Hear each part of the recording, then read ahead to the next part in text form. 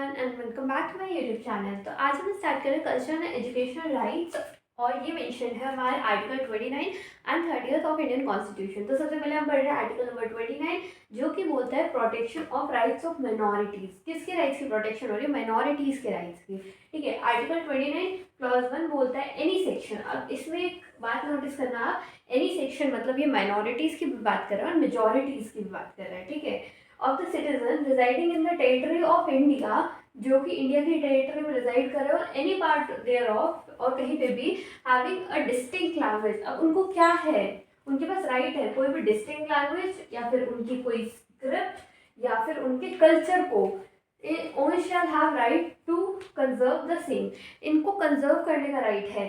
अब ये तीन मेन पॉइंट है। एक तो सबसे पहले एनी सेक्शन को याद रखना, इसके बाद डिस्टिंक्ट को याद रखना, कोई डिस्टिंक्ट लैंग्वेज है उनके पास, कोई स्क्रिप्ट है या फिर कोई कल्चर है, और इस तीनों चीज़ों को प्रोटेक्शन करने का, उनको कंजर्व करने का माइनॉरिटीज या मेजॉरिटीज दोनों के पास राइट है। ठीक है, 29 क्लॉज 2 क्या कहते हैं? No citizen shall be denied admission in any education institution maintain by the state.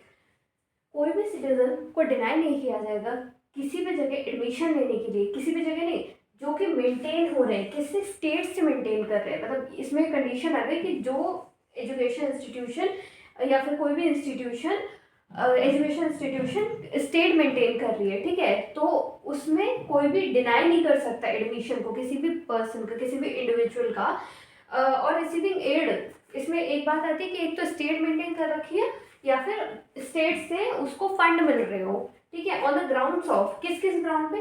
Religion, race, cast, language और एनी ऑफ दैट। मतलब ये बोल रहा है कि डिस्क्रिमिनेशन नहीं करना है माइनॉरिटीज़ के साथ, और उन पर्टिकुलर जगहों पे जो कि स्टेट मेंटेन कर रही है एजुकेशन इंस्टीट्यूशन, या फिर स्टेट उन एजुकेशन इंस्टीट्यूशन को फंड कर रही है, उनमें किसी भी इंडिविजुअल के साथ कोई भी टाइप का डिस्क्रिमिनेशन नहीं होगा on the basis of religion, caste, language, gender और एनी ऑफ देम। ठीक है, तो ये हो गया आर्टिकल 29। और इसके बाद बात करते हैं हम कि माइनॉरिटीज़ होते क्या हैं। ओके, तो अब हम पढ़ रहे हैं कि माइनॉरिटीज़ होती कौन है। ठीक है, तो national commission for minorities act 1992 में ऐसे पर्टिकुलरली तो कहीं पे मेंशन नहीं कर रखा, बट यहाँ पे बता रखा है सेक्शन 2 क्लॉज सी में किसके, इसके national commission of minorities act 1992 के सेक्शन 2 क्लॉज सी में कि Muslim, Sikh, Christian, Buddhist, Zoroastrian, Zoroastrian कौन होते हैं?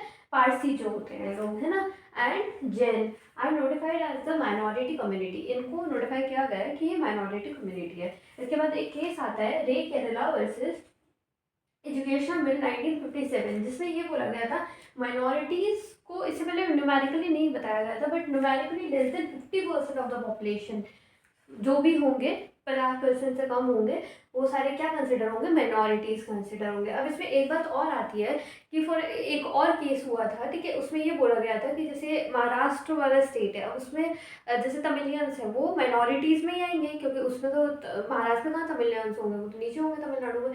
पर उसमें बोला गया था कि जब अगर बात आती है कि किसी और स्टेट में माइनॉरिटीज़ की, किसी एक पर्टिकुलर ग्रुप की, तो फिर उसको भी माइनॉरिटी कंसिडर किया जाएगा उस पर्टिकुलर स्टेट में। ओके, मेजॉरिटी में उसको माइनॉरिटी कंसिडर नहीं किया जाएगा। ओके, इसके बाद हम बात करते हैं आर्टिकल नंबर 30 की।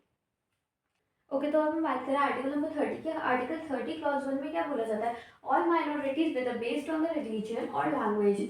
कैसी माइनॉरिटीज? जो या तो रिलीजन में कम है, रिलीजियस माइनॉरिटी में है, या फिर वो लैंग्वेज की माइनॉरिटी में है, उनकी लैंग्वेज कम बोली जाती है, have the right to establish और एडमिनिस्टर। इनके पास एस्टैब्लिश करने का और एडमिनिस्टर करने का अधिकार है। ठीक है, राइट है। क्या एस्टैब्लिश करने का? इनके कोई एजुकेशन इंस्टीट्यूशन होगा या फिर उनमें कोई भी इनका कोई भी रिलीजियस इंस्ट्रक्शन देना हो गया। ठीक है, उसके बाद इसको एडमिनिस्टर करना, जैसे उनकी कोई रिलीजियस प्रॉपर्टी हो गई, मूवेबल या इमूवेबल, या फिर इनके कोई भी जैसे कोई एजुकेशन इंस्टीट्यूशन है उसमें किसी टीचर को इनको रखना है, तो ये अपने हिसाब से बना सकते हैं, उनकी क्वालिफिकेशन अपने रिलीजन के हिसाब से देख सकते हैं। ठीक है, education institution of their choice, अपनी चॉइस के हिसाब से, अपने हिसाब से। ठीक है, अब स्टेट इसमें कोई भी इंटरफेरेंस नहीं करेगी, पर ये एडमिनिस्ट्रेशन कर सकते हैं, मैल एडमिनिस्ट्रेशन नहीं कर सकते।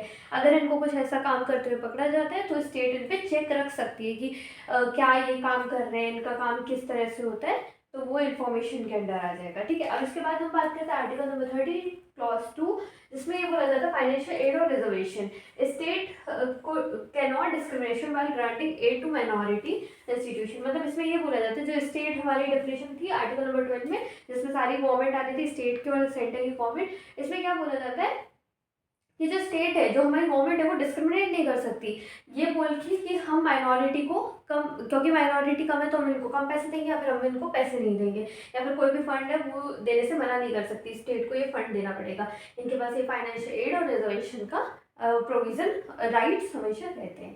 तो ये कंप्लीट हो गया और मैं आपको मिलती हूँ मेरे अगले वीडियो में।